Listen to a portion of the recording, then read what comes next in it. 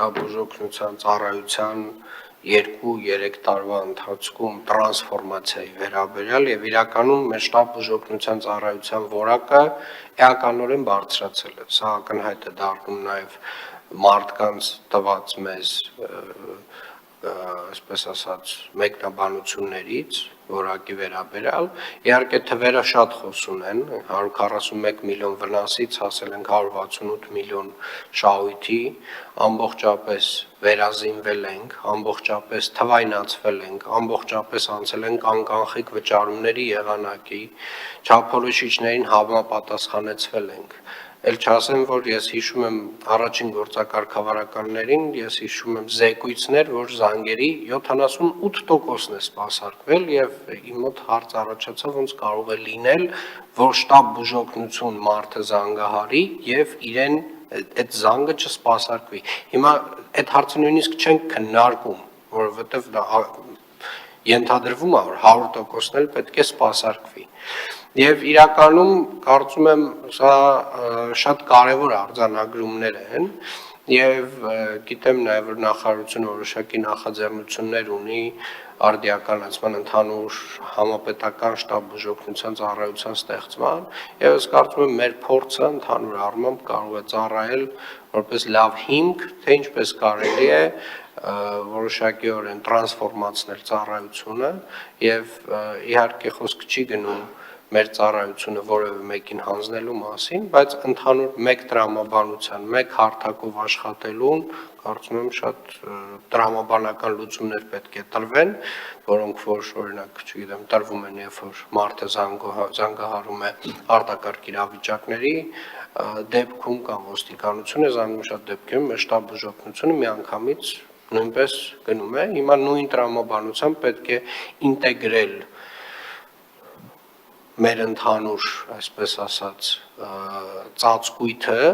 եւ երբ որ պետք է, որ Երևան քաղաքի շտաբ բուժօգնության ծառայությունը դուրս գա Երևան քաղաքի սահմաններից դուրս, որովհետեւ ավելի հարմար է դա եւ սպասարկի եւ երբ որ պետք է ընդհանուր հանրապետական շտաբ բուժօգնության ծառայությունը մտնի Երևան քաղաքի սահմաններ, դրանք տենց շտկվող տեխնիկական պարզ հարցեր են եւ կարելի է ընդհանուր տրամաբանության բերել Եվ կարծում եմ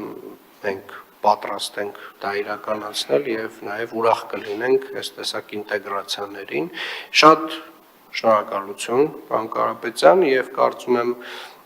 պարբերաբար այս արձանագրումները իհարկե sense մենք կրկին անգամ շատ դեպքերում չենք բարձրաձայնում այն ինչը որ մեզ համար թվում է թե սովորական այդպես էլ պետք է լիներ, բայց նաեւ պետք է հիշել ինչ էր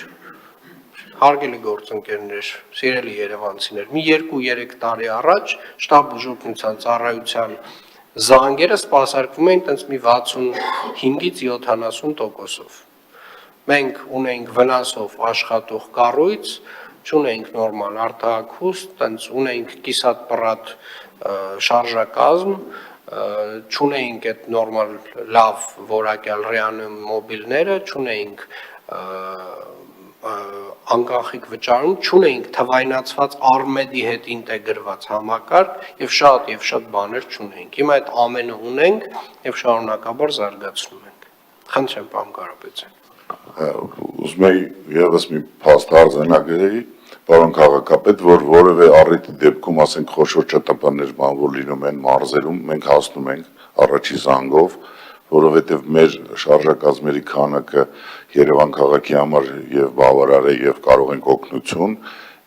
իսկ իրենք Երևան քաղաքում կարծում եմ գործառույթ չեն կարող ունենալ, որովհետև մեր շարժակազմերը ամբողջությամբ հասցնում են իրանց մոտ կա միշտ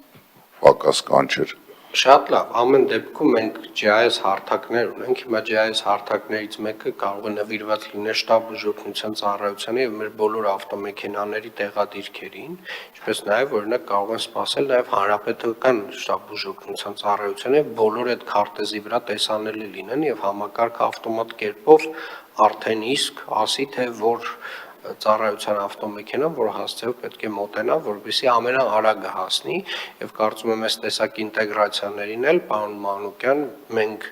նույնպես պատրաստ ենք եւ թվայնացման մեր գործիքներով աջակցել եւ ընդհանուր, այսպես ասած, այդ մեկ ընդհանուր հանրապետական շտաբ բուժօգնության ծառայության կայացմանը աջակցել։